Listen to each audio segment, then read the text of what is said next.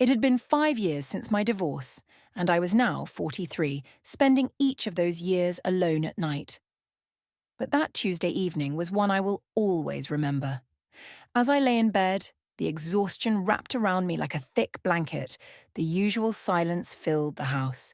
Yet, this time that calmness didn't last. A soft knock at the door broke the quiet. I opened my eyes and sat up, sensing something was wrong. "Adrian," I called out. "Mom." My son's voice was barely a whisper in the darkness. The door creaked open, and Adrian stepped in. He looked uncertain in his pajamas, though they were no longer the pajamas of a young child. They belonged to a 22-year-old man. The look on his face triggered a protective instinct in me, yet I also felt a sense of discomfort. "I can't sleep," he finally said, eyes fixed on the floor. "Come here," I said, patting the spot next to me on the bed. He hesitated before walking over and slipping under the blanket. The bed creaked under his weight, and we lay side by side, only a few inches apart. His warmth was instantly noticeable. I tried not to look at him, but I couldn't help but see that he wasn't a child anymore. He had grown into a young man. His features were sharper, his shoulders broader, and the realization left me feeling both embarrassed and confused. "Mom," he whispered, his face turned toward me. "Sometimes I feel so alone in this house." His voice was fragile, and I didn't know how to respond. Instead, I reached out and placed my hand on his shoulder. Without hesitation, he turned and hugged me tightly. The strength of his embrace caught me by surprise. His arms wrapped around me, and his face pressed against my neck. I could feel his heartbeat, his breath warm and steady, but what surprised me most was how I found myself hugging him back. A strange flutter stirred in my chest. His face moved even closer to mine, his breath brushing against my skin. "Sometimes it's just too much," he murmured quietly. "I'm here," I whispered. "I'm always here." But inside, I wasn't at peace. My heart raced, and I couldn't understand why his closeness felt so overwhelming. Though his actions seemed innocent, his hug was tighter than I expected, his warmth closer than I anticipated. "Thank you, Mom," he whispered, his eyes closed, and soon his breathing slowed. He had fallen asleep, but I couldn't sleep. As I lay still, one thought kept spinning in my mind. What just happened? There was something about Adrian's hug that felt far too intimate, and even more unsettling was how I couldn't just forget it. When morning came, Adrian was still sleeping beside me. The first rays of sunlight touched his face, and I found myself staring at him. He still looked innocent, but inside, I felt tangled up. I rested my head back on the pillow, taking a deep breath. I needed time to understand what had happened the previous night. But one thing was clear. This wasn't just another night. As the sunlight slowly filled the room, I realized I still carried the weight of the emotions that had swirled through me all night.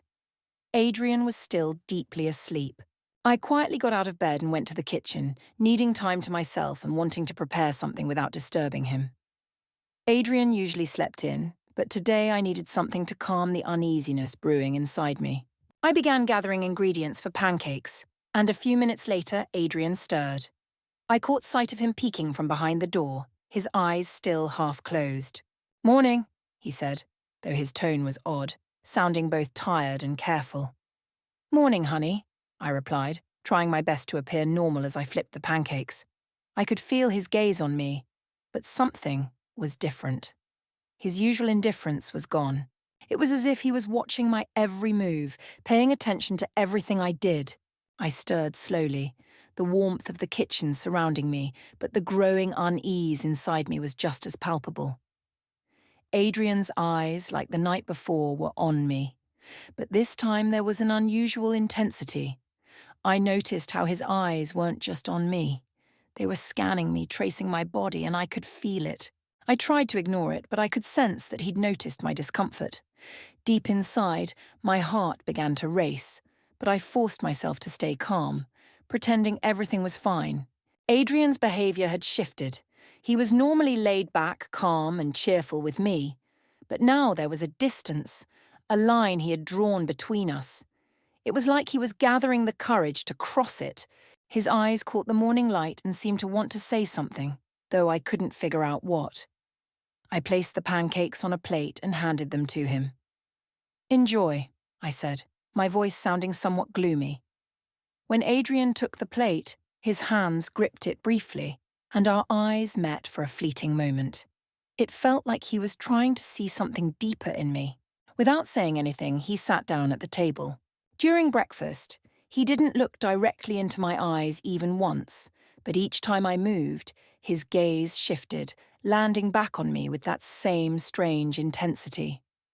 It was as if he was hyper-aware of every little thing I did. This was unlike anything we'd ever experienced before.